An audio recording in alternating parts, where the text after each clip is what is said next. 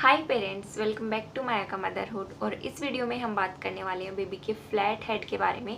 मतलब बेबी का सर जो चपटा हो जाता है वो क्यों हो जाता है, हम उसको किस तरीके से ठीक कर सकते हैं या फिर अवॉइड कर सकते हैं। सो वीडियो को एंड तक जरूर देखना। एंड चलिए वीडियो स्टार्ट करते हैं। सो सबसे पहले बात करते हैं कि फ्लैट हेड क्यों हो जाता है। तो इसके काफ़ी सारे रीजंस हैं, बट सबसे कॉमन रीज़न है बेबी की स्लीपिंग पोजीशन।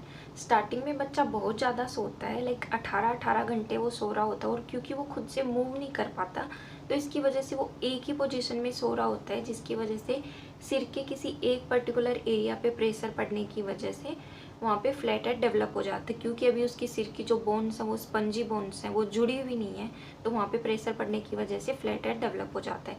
इसके अलावा अगर बेबी की प्री मेच्योर डिलीवरी हुई है तो वहाँ पे भी मोस्टली बच्चों को आईसीयू वगैरह में रखना ही पड़ता है हॉस्पिटल में।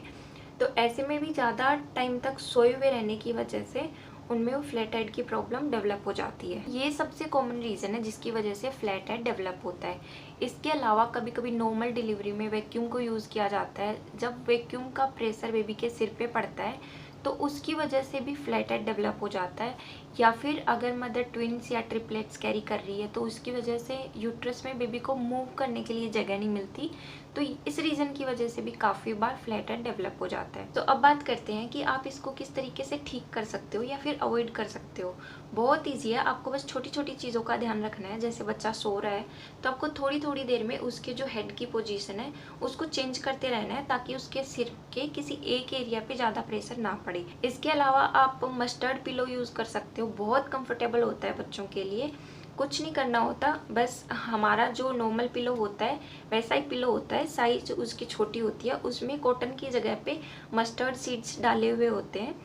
तो वो जब आप बेबी के सिर के नीचे लगाते हो तो उसमें जो मस्टर्ड के सीड्स होते हैं वो बेबी के सर के अकॉर्डिंग एडजस्ट होते हैं, तो बेबी को काफ़ी रिलैक्स भी मिलता है और एक जगह पे प्रेशर नहीं पड़ता, जिसकी वजह से फ्लैट हेड डेवलप नहीं होता। इसके अलावा आप बेबी को टमी टाइम दे सकते हो।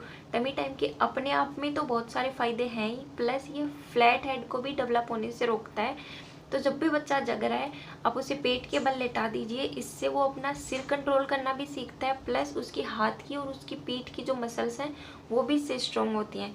इसके साथ ही जब भी बच्चा जग रहा है आप उसे थोड़ी देर गोद में भी रखिए, उसे अपराइट होल्ड करके रखिए। इससे उसकी बॉडी को, उसके सिर को थोड़ा चेंज मिलता है, क्योंकि लगातार सोते हुए रहने से भी वो थोड़ा अनकंफर्टेबल हो जाता है, तो ये भी फ्लैट हेड को प्रिवेंट करने में बहुत हेल्प करता है। इसके साथ ही आप उसे हेड मसाज दे सकते हो, ये बहुत रिलैक्सिंग होता है बेबीज़ के लिए, प्लस इससे ब्लड सर्कुलेशन बढ़ता है, जिसकी वजह से भी फ्लैट हेड को प्रिवेंट किया जा सकता है। एक चीज़ और कर सकते हो कि जब भी बच्चा सो रहा है तो उसे थोड़ी देर के लिए आप पेट के बल लेटा दो, तो इसकी वजह से उसके सर पे जो कॉन्स्टेंटली प्रेशर पड़ रहा था वो थोड़ी देर के लिए हट जाता है, और ये भी फ्लैट हेड को डेवलप होने से रोकता है। बट आपको ये तभी करना है जब आप खुद उसके पास बैठे हुए हो उसको सुपरवाइज करने के लिए, क्योंकि ऐसी पोजीशन में बच्चे अक्सर अपना नाक ब्लॉक कर लेते हैं, जिसकी वजह से ब्रीदिंग में प्रॉब्लम आ सकती है। तो ये आपको तभी करना है जब आप खुद उसका ध्यान रखने के लिए वहाँ पे बैठे हुए हो। स्टार्टिंग में जो बच्चे के सिर का साइज होता है या शेप होता है वो थोड़ा इधर उधर रहता ही है। Over a period of time जैसे बच्चा बैठना स्टार्ट करता है या क्रोल करना स्टार्ट करता है या फिर चलना स्टार्ट करता है तो वो धीरे धीरे ठीक हो ही जाता है। आपको बस ये करना है कि ये जो छोटी छोटी चीज़ें हमने डिस्कस करी, इन चीज़ों का ध्यान रखना है एंड अपने पेरेंटहुड को एंजॉय करना है। So that's all for now. हम मिलते हैं in the next one. Till then take care, bye bye.